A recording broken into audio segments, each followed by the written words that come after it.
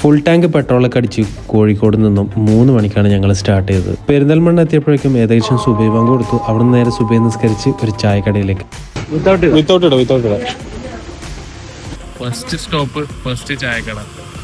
ഏകദേശം 6 മണി ആയപ്പോഴേക്കും മണ്ണാർക്കാട് TVS പ്രിൻസിലെത്തി.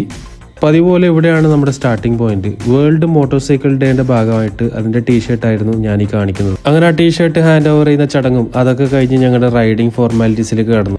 ഇവന്റെ എഴുത്തൊക്കെ കണ്ടാൽ വിചാരിക്കും എന്തോ എക്സാം ആണെന്ന്. മണ്ണാർക്കാട് എത്തിക്കഴിഞ്ഞാൽ ഞങ്ങൾ സാധാരണ ഭക്ഷണം കഴിക്കുന്ന ഒരു സ്ഥിരം സ്പോട്ടാണ് മണ്ണാർക്കാട് തട്ടുകട. അവിടുന്ന് പൊറോട്ടയും മുട്ട റോസ്റ്റൊക്കെ കഴിച്ച് നേരെ പുറത്തിറങ്ങിയപ്പോഴാണ് തേ കിടക്കുന്ന ഒരു ആന. റൈഡ് വിത്ത് ആന. അടുത്ത നമ്മുടെ കൊടൈക്കനാൽ റൈഡിന്റെ ഫ്ലാഗ് ഓഫ് ആണ്. ഇവിടുന്ന് ഫ്ലാഗ് ഓഫ് ഒക്കെ കഴിഞ്ഞ് നേരെ പൊള്ളാച്ചി പളനി ഹൈവേ വരെ സ്ട്രെയിറ്റ് നോൺ സ്റ്റോപ്പ് റൈഡായിരുന്നു.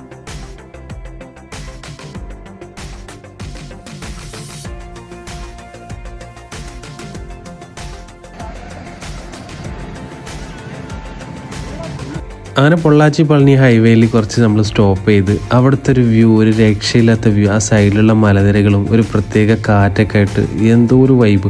അവിടെ നമ്മൾ കുറച്ച് റീൽസൊക്കെ എടുക്കുന്ന സമയത്താണ് കുറച്ച് ബുള്ളറ്റ് ക്ലബ്ബ് ടീം കൊടൈക്കനാലിലേക്ക് ട്രിപ്പ് പോകുന്നത്. അവർ ഹായ് ബായ് ഒക്കെ അടിച്ചിട്ട് പിന്നെ അവിടുന്ന് പല സ്ഥലത്തും നമ്മൾ ഇവരെ കണ്ടുമുട്ടിയിട്ടുണ്ട്. റൈഡ് റീസ്റ്റാർട്ട് ചെയ്ത് മുന്നോട്ട് പോയപ്പോൾ കുറച്ച് പേര് ഞങ്ങളിൽ നിന്ന് മിസ്സായി. അങ്ങനെ ഞങ്ങളൊരു ചായക്കടയിൽ കയറി അവരെ വെയിറ്റ് ചെയ്യും. മീൻവൈൽ നല്ല ചൂട് പപ്സും ഒരു ചായയും കോക്കനട്ട് ബണ്ണൊക്കെ കഴിച്ച് അവരെ വെയിറ്റ് ചെയ്തിരുന്നു.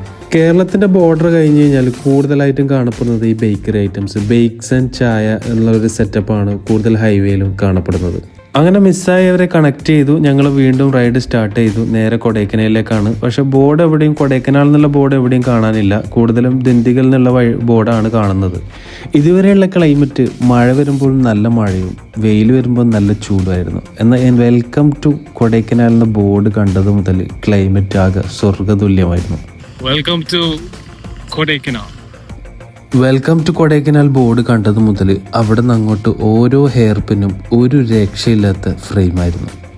ഓരോ സീനറി കാണുമ്പോൾ ഇവിടെ നിർത്തി ഫോട്ടോസും വീഡിയോസും എടുക്കാമെന്ന് വിചാരിക്കും. പക്ഷെ അങ്ങനെ നിർത്തി പോയിക്കാൻ ഞങ്ങൾ ഉദ്ദേശിച്ച സമയത്ത് കൊടൈക്കനാലിൽ എത്തില്ല. അതുകൊണ്ട് തന്നെ ഓരോന്ന് കാണുമ്പോഴും കൺഫ്യൂഷൻ അടിച്ചിരിക്കുകയായിരുന്നു. ഈ ഒരു വൈബൊന്നും കാറിലും ജീപ്പിലും വന്നാലും കിട്ടില്ല. ഇതിന് നമ്മളെ ബൈക്കല്ല തന്നെ വരണം.